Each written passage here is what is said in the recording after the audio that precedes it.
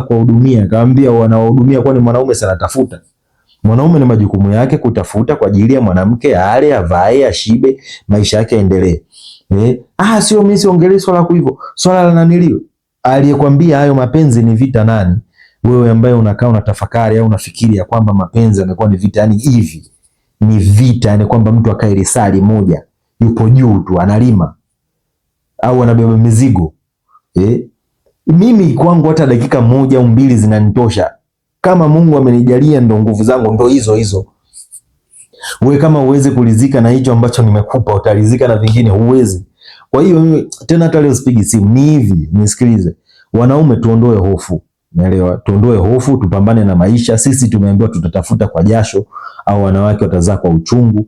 Tutafute pesa, waweze kula, washibe, naelewa, wavae vizuri, wapendeze. Zile haki za mwanamke azipate kama inavyostahili. Lakini lile swala tena la kwanza kuumizwa kichwa eti kwamba mtu mwenye dakika mbili, si dakika moja, si dakika tatu. Wewe hizo dakika tatu zinakuhusu nini? Si bora hata mimi dakika tatu hizo dakika mbili. Haya, hilo lisali zima ulikuwa unataka mimi ni mgonjwa. Kwamba mimi ninalotaka hiyo ni vita, kwamba hiyo imekuwa ni kama chakula, yani kwamba nisipofanya hilo lisali zima nisipofanya nini. Wewe nisikilize. Wanaume tunahangaika na mengi, tunapambana kutafuta pesa, tukae tufikirie familia zinaendaje, uanze kuplan future na kuaje, bado ukae uanze kunisumbua akili. Yani badala mimi nimetoka kwenye mihangaiko au nimerudi, unibembeleze, unitulize, mume wako nitulie, nifanye nini? Hilo lenyewe unalotaka, hata ukitaka dakika 5, 10, 20 inaweza ikapatikana wewe mwanamke ukitambua uke wako na ukafanya vile kama inavyohitajika.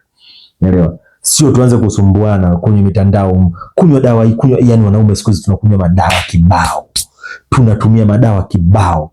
Yani hiyo yote hofu sui kwa ajili ya nini? Wanawake wasituchanganye. Dakika yako moja hiyo inatosha.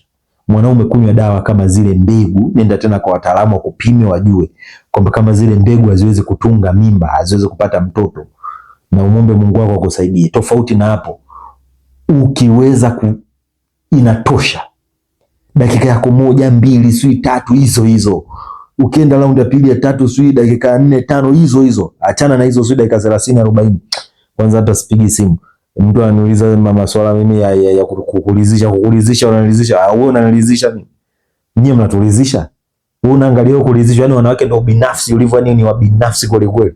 Wewe unanilizisha? Wewe unajua mimi nalizika kwa staili gani? Naamka asubuhi naenda kazini, napambana, nafanya mambo kibao. Bado ananiambia kukulizisha, yani wewe ndio ulizishwa na kila kitu. Wewe cockroach mende, yani ni cockroach kabisa.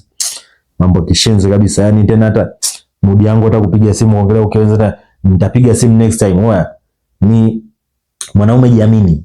Achana na hizo habari za kibwege hizo kwamba kulizishana kufanya nini dakika 5, 10, si ngapi. Wewe mwanaume wewe tafuta hela, tafuta pesa, achana na hizo mambo za kibwege.